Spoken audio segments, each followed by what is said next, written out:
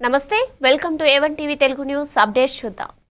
అంబేద్కర్ కోనసీమ జిల్లాలో మోంతా తుఫాను కారణంగా తీర ప్రాంత ప్రజలు అప్రమత్తంగా ఉండాలని ఎమ్మెల్యే దేవ తెలిపారు. సకినేటిపల్లి మండలంలోని అంతర్వేది దేవస్థానం కరపల్లిపాలెం గ్రామాల్లో ఆయన పర్యటించారు. అంతర్వేది దేవస్థానం పల్లిపాలెం గ్రామాలలో గల లోతట్టు ప్రాంతాల ప్రజలను రానున్న తుఫాను తీవ్రత దృష్ట్యా ప్రభుత్వము జిల్లా కలెక్టర్ వారి ఆదేశాల మేరకు సహాయ చర్యలకు ఏర్పాటు చేస్తామన్నారు. ఈ కార్యక్రమంలో TDP incharge Gollapalli Amulya, Razole CI TV Naresh Kumar, SI Durga Srinivas తదితరులు పాల్గొన్నారు. అంతర్వేది పల్లిపాలెంలో ఉన్నాం. ఇప్పుడు మనం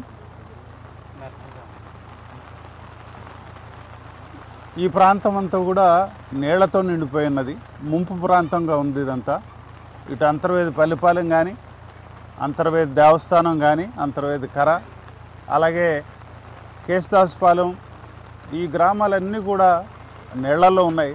ఇళ్ల మధ్యకంతా కూడా నీళ్ళు వచ్చిన పరిస్థితి కనిపిస్తూ ఉంది ఇక్కడ. అలాగే రోడ్లన్నీ మునిగిపోతూ ఉన్నాయి. సైక్లోన్ వల్ల వర్షాలు కంటిన్యూస్గా కురుస్తున్నాయి. ఇదే కాకుండా గత నెల రోజులుగా వర్షాలు ఉన్నాయి ఇక్కడ. ఇది ముంపు ప్రాంతంగా ఉంది. కారణాలు ఏమైనప్పటికీ కూడా ఈ తుఫాను సందర్భంగా కంటిన్యూస్గా వర్షం ఉండటం వల్ల లోతట్టు ప్రాంతాలన్నీ కూడా మునిగిపోతూ ఉన్నాయి.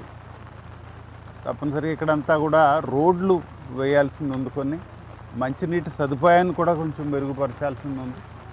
ఇక్కడ తుఫాను దృష్టిలో పెట్టుకొని యంత్రాంగం అంతా కూడా చాలా అప్రమత్తంగా ఉంది. అటు రెవెన్యూ యంత్రాంగం కానీ, ఇటు పోలీసు యంత్రాంగం కానీ, మన పక్కన డిఎస్పీ గారు ఉన్నారు.